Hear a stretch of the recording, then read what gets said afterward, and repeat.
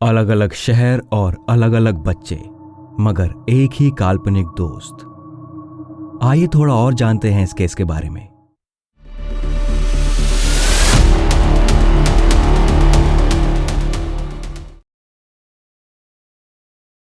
सोचिए, अगर मैं आपसे कहूं कि 1937 में दुनिया के अलग अलग शहरों में रहने वाले बच्चे बिना एक दूसरे को जाने, बिना एक ही कहानी पढ़े, एक ही काल्पनिक दोस्त के बारे में बात कर रहे थे, जहां ना सिर्फ उसका चेहरा एक था, बल्कि कपड़े भी एक ही थे, आदत भी एक ही थी, और सबसे डरावनी बात, उसका नाम भी सेम था।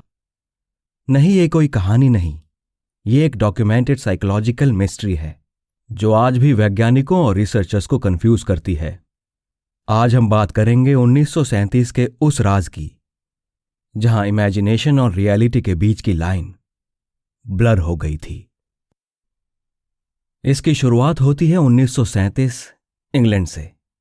वर्ल्ड वॉर से पहले का दौर। ना टेलीविजन, ना इंटरनेट, ना कार्टून्स, रेडियो भी कुछ ही घरों में होता था। उस वक्त के बच्चे अपनी इमेजिनेशन से खेलते थे। पत्थर, लकड़ी, मिट्टी और कभी कभी इमेजिनरी दोस्त भी। साइकोलॉजिस्ट्स के लिए इमेजिनरी फ्रेंड्स कोई नई चीज नहीं थी, लेकिन जो 1937 में हुआ वो नॉर्मल नहीं था। इंग्लैंड के अलग अलग टाउन्स जैसे लीड्स, शेफील्ड, बर्मिंघम और कुछ गांवों के इलाके भी, वहां के टीचर्स और चाइल्ड साइकोलॉजिस्ट्स ने एक अजीब सी चीज नोटिस करनी शुरू की। बच्चे क्लास में बैठकर खुद से बात कर रहे थे, हंसते थे, रुक जाते थे, जैसे कोई उनके पास खड़ा हो। शुरू में सबने सोचा कि नॉर्मल इमेजिनेशन होगी, लेकिन बाद में डिटेल्स मैच होने लगी। सबसे पहली रिपोर्ट तब आई जब एक स्कूल टीचर ने एक 6 साल के लड़के से पूछा, तुम किससे बात कर रहे हो? लड़का बिना डरे बोला, वो मेरा दोस्त है। टीचर ने पूछा, तुम्हारा दोस्त कैसा दिखता है? लड़के ने कहा, वो छोटा है, बहुत छोटा, सर पे टोपी पहनता है, पुराने जमाने जैसे कपड़े हैं, और वो ज्यादा बोलता नहीं, बस मुस्कुराता है। टीचर को थोड़ा अजीब लगा, पर ज्यादा सोचा नहीं उस वक्त। लेकिन 2 दिन बाद दूसरे क्लास के एक बच्चे ने एग्जैक्ट सेम डिस्क्रिप्शन दिया। छोटा आदमी, टोपी, पुराने कपड़े, कम बोलना, ज्यादा देखना।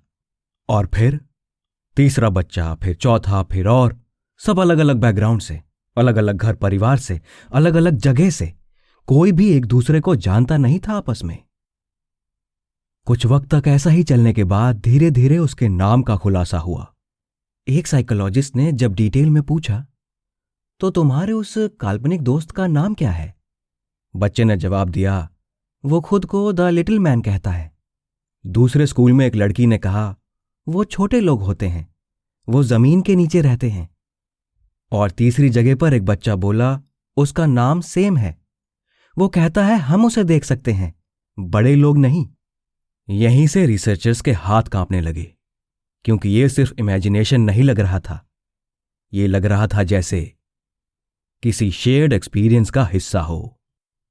जब रिपोर्ट्स कलेक्ट की गई तो एक क्लियर पैटर्न सामने आया। सभी बच्चे 4 से 8 साल के बीच के थे, सभी अलग अलग जगह से थे, उनके बीच कुछ भी कॉमन नहीं था, ना कोई किताब, ना कोई कहानी, ना कोई रेडियो प्रोग्राम। डिस्क्रिप्शन लगभग 90% तक एक ही था। और सबसे अजीब बात, जब बच्चों से पूछा गया कि तुम्हारा काल्पनिक दोस्त तुम्हें क्या बताता है, उनका जवाब भी सेम था। वो कहता है ये जगह उन्हीं की है पहले से, वो कहता है कि हम भूल गए हैं, वो कहता है कि बड़े लोग सुन नहीं सकते उन्हें। धीरे धीरे डर का माहौल बनने लगा था। कुछ बच्चे रात को डर के उठ जाते थे, कहते थे वो मुझे बुला रहा है। एक मां ने रिपोर्ट किया कि उसका बेटा बोलता था, वो कहता है नीचे आओ। नीचे मतलब जमीन के नीचे। इसके बाद पेरेंट्स भी घबरा गए। साइकोलॉजिस्ट ने सोचा, कहीं ये मास हेलुसिनेशन तो नहीं। लेकिन प्रॉब्लम ये थी, मास हेलुसिनेशन के लिए मास कांटेक्ट होना जरूरी होता है, और यहां तो बच्चे एक दूसरे को जानते भी नहीं थे। डर को कम करने के लिए वैज्ञानिकों ने कुछ समझाने का सोचा। कुछ वैज्ञानिकों ने कहा कि यह हो सकता है कोई कल्चरल मेमोरी हो, इंग्लैंड के फोकलोर में पहले से लिटिल पीपल, फेयर फोक जैसे कैरेक्टर्स होते थे। शायद बच्चों ने कहीं सुन लिया हो। लेकिन काउंटर क्वेश्चन ये था, अगर फोकलोर है तो डिटेल्स इतनी एग्जैक्ट कैसे? कपड़ों का स्टाइल, बोलने का तरीका, जमीन के नीचे रहना, और सबसे अजीब, बड़े लोग नहीं देख सकते।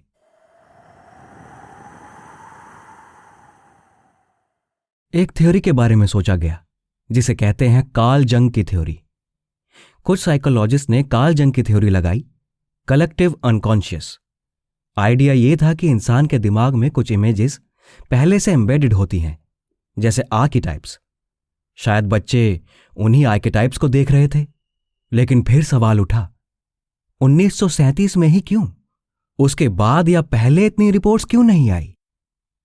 हर तरह से सोच लेने के बाद पैरानॉर्मल एंगल की बारी आई। यहीं से पैरानॉर्मल रिसर्चर्स बीच में आए।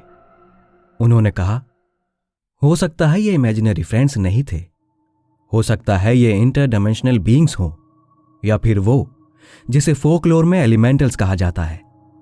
उनका कहना था, बच्चों का दिमाग ज्यादा ओपन होता है, उनके परसेप्शन फिल्टर्स डेवलप नहीं हुए होते, इसीलिए जो चीज बड़े लोग इग्नोर कर देते हैं बच्चे उन्हें देख सकते हैं।